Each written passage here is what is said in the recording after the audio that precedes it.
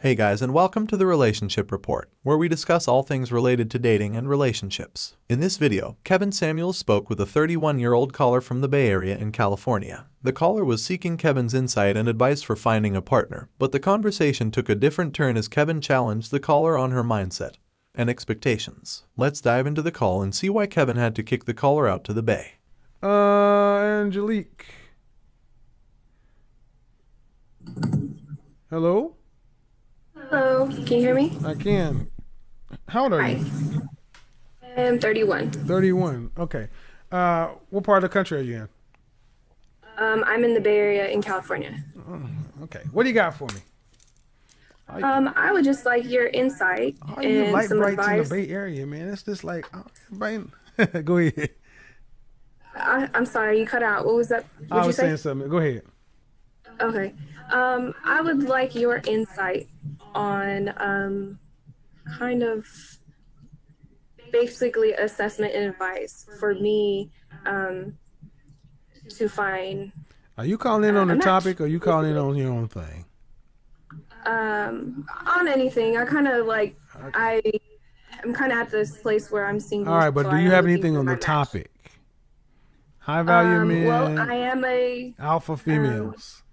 yeah, I am a single, independent. I own and run my own business. Okay. Go ahead. Um, so as far as um, I haven't found anybody that I like is my problem. You have, as far as a man? As far as a man, yes. When's the longest relationship you've ever had? Uh, 8 years. How long ago was that? That ended in 2012, but after that, I was in a 6-year relationship. The math doesn't add up. You're how old? I'm 31. 8 and 6, that's 14. What age are you counting relationships from?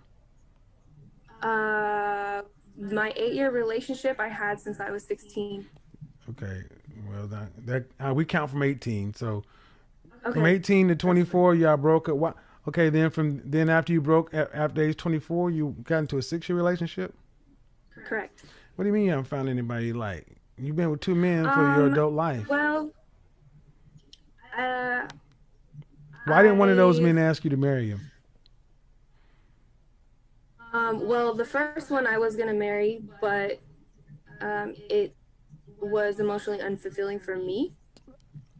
So Hold on. Stop. it was, Stop. Stop. You don't get 8 years and say emotionally unfulfilling. 8 years. yes. Did he propose to you?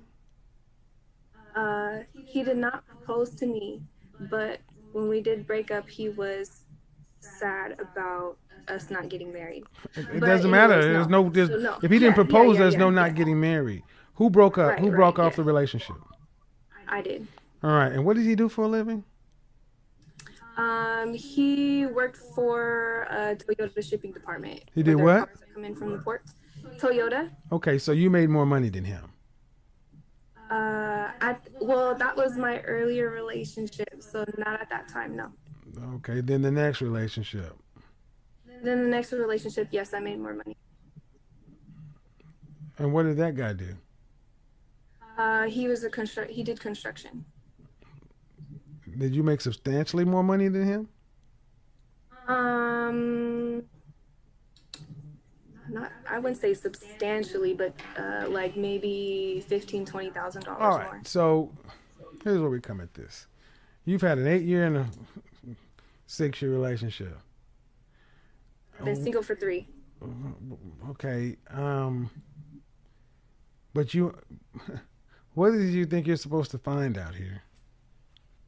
What do I think I'm supposed to find? I think maybe I mean that's a good question because I'm Yeah. at a place where I can provide everything for myself. So I guess what I'm looking for in a relationship now is just another human being that I like as a companion. But I see the issue with that because that's not what most men are actually looking for. They want somebody that is, gonna do what they want to do, basically. Oh no. What does your dad say? What does my dad say? My dad says, Let me cut to the chase, ma'am. Have you been? Okay, were your mom and dad married? Yes, they were. All right, are they still married? No. All right. I don't know what you're looking for, ma'am, but you have an 8-year relationship and a 6-year relationship. You've been by yourself for 3 years. In the Bay Area, therapy would be good. Number one. Number two, if I did the whole therapy? Hold on, I got more people to get to. If I did the whole height, what dress size do you wear? 12. Okay, you need to lose weight. It's a competitive market out here.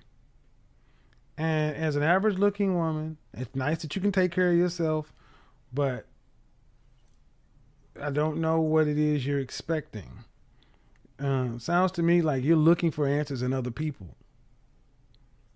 Because what you said about men want you to do what they want you to do. I don't know what that's supposed to mean.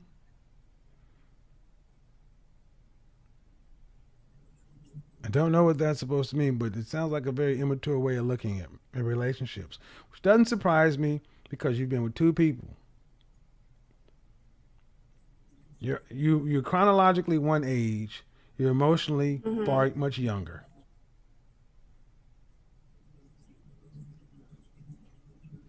And you need to catch those 2 things up. Well, and I understand that. That's why I've spent the last 3 years single, in therapy, celibate, working on myself. Okay. But where's the gym? Where's the gym? Oh, I'm gonna say, let me back up. If you've been in therapy for 3 years, unless there's a clinical diagnosis, therapy just becomes another pacifier. There should be forward progress. Nobody should be in therapy for 3 years and no relationship. That's broken therapy. Unless there's a clinical listen, I got other people to get to. Unless there's a clinical diagnosis, it's just another placebo. Dating and mating is competitive. And if you want to have the best shot at dealing with a broader swath of men, being picked by different caliber men, you have to be physically fit and attractive. That's a dress size 4. But doesn't that mean that I'm looking for more? That means you need to be fit. But okay. See why and right there is a problem. It is the problem because why? I think that's just different beliefs. No, it's not different beliefs. You weigh more than most men. You weigh more than most men. I'm trying to be nice, man, but I don't want to go there. How tall are you? I'm 5'6". How much do you weigh? 160. You weigh more than most men. The average height of an American man is 5'10". His weight is 166. But doesn't that mean that means you need to lose weight? Why are you still pushing this point? You're fat. Because not necessarily. No, you're fat. Look, girl, you're fat. I'm not looking for insecure fat. men. You need to lose weight. Men don't want fat chicks. Men don't want fat chicks. You're going to keep pushing me, and I'm going to just tell you. Get off my phone, fat girl. Your big fat ass out to the bay somewhere. That's the reason you ain't with nobody. Big fat ass. You think you'll come on my show and talk crazy to me? Carry your big fat ass on out there somewhere. Well, that's a different standard. Oh yeah, you broke motherfuckers. That's why you had a motherfucker working, shucking oysters, and somebody else unloading trucks. That's what a fat chick can get out in the bay.